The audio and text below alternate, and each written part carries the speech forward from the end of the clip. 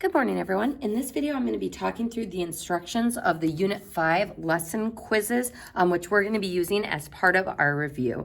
So first, in this section, this is a no calculator section. So again, I'm not going to restrict your calculator use on the test, but you will want to just be aware that these are things I would expect you to be able to do without your calculator. So in the first problem, you are stating its degree and leading coefficient.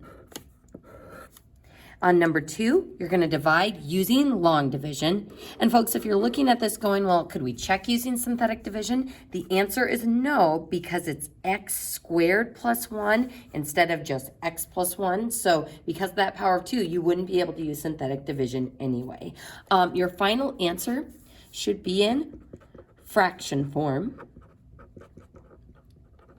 And on the test, you'll only be responsible for knowing fraction form as well. There won't be any polynomial form. Also be careful with placeholders. This one's a little bit tricky because we actually need a placeholder in our divisor. So 0x, so that we have 2, 1 constant. On number 3, you are going to divide using synthetic division. Placeholders again. And on the next page,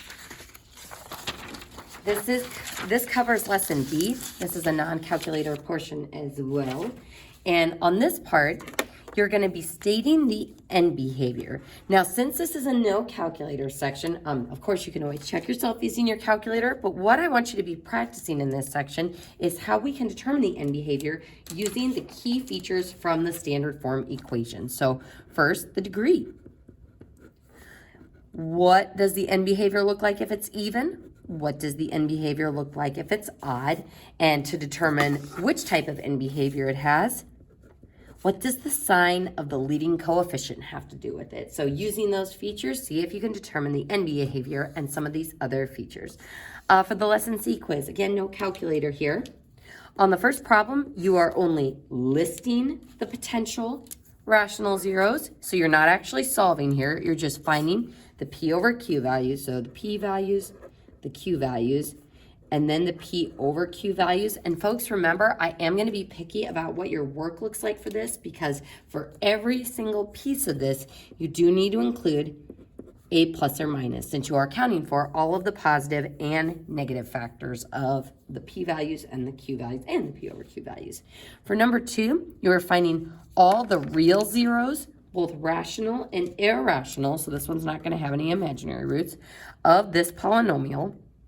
And we are given a hint that x minus 2 is a factor of f.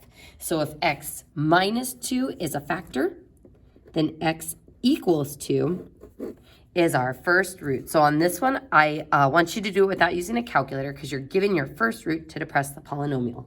Then on 2b, you are writing the function in factored form. So remember your rules of factored form, and remember it should be an f of x equals or a y equals equation. On the next page, you're writing a polynomial in standard form. So that means expanded out with leading coefficient of 2, degree of 3, and negative 1, 2, and 3 as zeros. Then on lesson D, you can use your calculator in this section. And again, you can use your calculator on the whole thing, but these problems, you definitely will need to use your calculator on something like number 2. On this section, you're going to write a polynomial function of minimum degree in standard form with real coefficients whose zeros include these 2 roots. Now remember, with this complex root, if 2 minus I is a root, then its conjugate also needs to be a root. Now, folks, remember on this one, you can use that shortcut that kind of tricks the root factored form into being difference of squares, or you can just superfoil the trinomials. Totally up to you. You can try it using the shortcut and then check yourself. Check yourself using the expanded out method, but it's totally up to you how you want to go about doing that. All right, folks, on this one, you are going to use your graphing calculator to find the real zeros of the given polynomial. So try to find as many roots as you can from the graph, and then you'll use synthetic division to factor and find all of the zeros. You're going to show your graph, and you're going to show your factored form. And you're going to find all the zeros. So make sure that you're showing all of your work for those ones. Then on the back page, again, no calculator as well, because on this section, we want to practice finding asymptotes using our rules. So remember, vertical asymptotes come from restrictions on x, whereas slant and horizontal asymptotes depend on how the graph behaves. So think about your rules of top heavy, bottom heavy, same to find the slant and horizontal ones, and then your domain restrictions to find any vertical asymptotes. Then on number 7, you are finding all of the intercepts